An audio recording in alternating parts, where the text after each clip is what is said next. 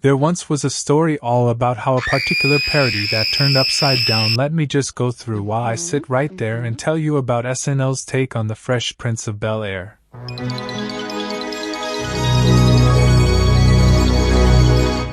Let me explain the origins of this SNL skit. First, the original show aired from 1990 to 1996 on NBC, and it follows a street-smart teenager named Will Smith. During the opening sequence, he was playing street ball with his friends on the West Philadelphia neighborhood when he accidentally hits a group of guys, which resulted in a fight between them and Will, which also leads to his mom suggesting that he should move with his aunt and uncle in Bel-Air. For the SNL iteration of this isn't what I was expecting. The following video may contain spoilers. The video will be available in the description below. What is this even about? It starts off with the same concept that I told you before in this video, but this time he was played by Chris Reed in the skit. The only difference is he revealed that the guys from the intro sequence are a group of thugs with drugs and weaponry, and they're about to go all the way to Bel-Air to destroy Will. Y'all ready to deal with this? Let's go to Bel-Air and kill that nerd! Upon doing that, they barge into the bank's residence and destroy everything at sight, and even attacking Uncle Phil.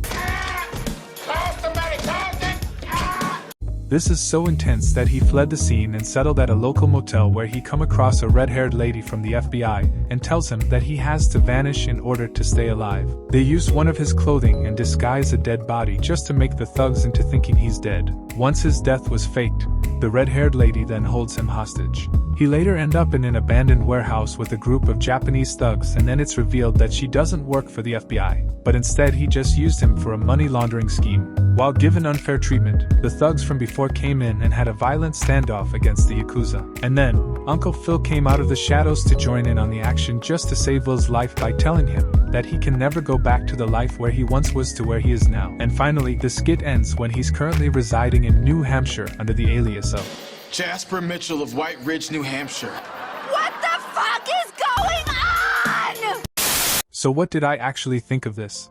After watching this skit, I found to be my favorite because of its style of dark humor mixed with elements from the original show, and what I don't like about this is the entire storyline. It's like the characters I knew and love are put in these dangerous situations and will being the subject to the money laundering scheme, having to fake his own death just to avoid getting another fight with the thugs and many others in particular. The original doesn't want to explain all of what just happened in this skit in full detail. It could have just made this parody into an episode of The Fresh Prince of Bel-Air, which was never aired on TV.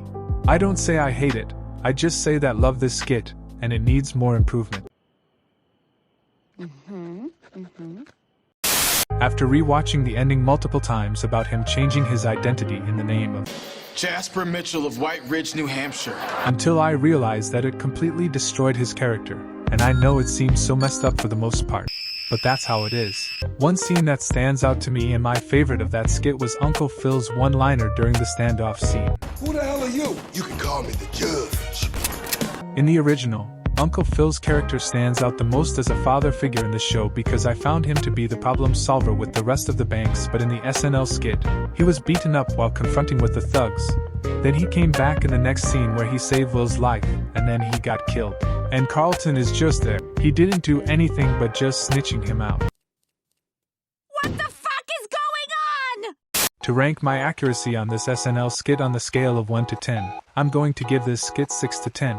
The overtone theme of this is a lot due to the fact that it uses the vibrant energy of the original intro and places it with something dark and serious to make something more amusing and enjoyable. What I can tell you before I sign off is that I could recommend this skit, and part 2 will be coming up with a different skit with the same topic. I hope you enjoyed this, and this subject will continue with part 2. Or this will keep showing up while sleeping.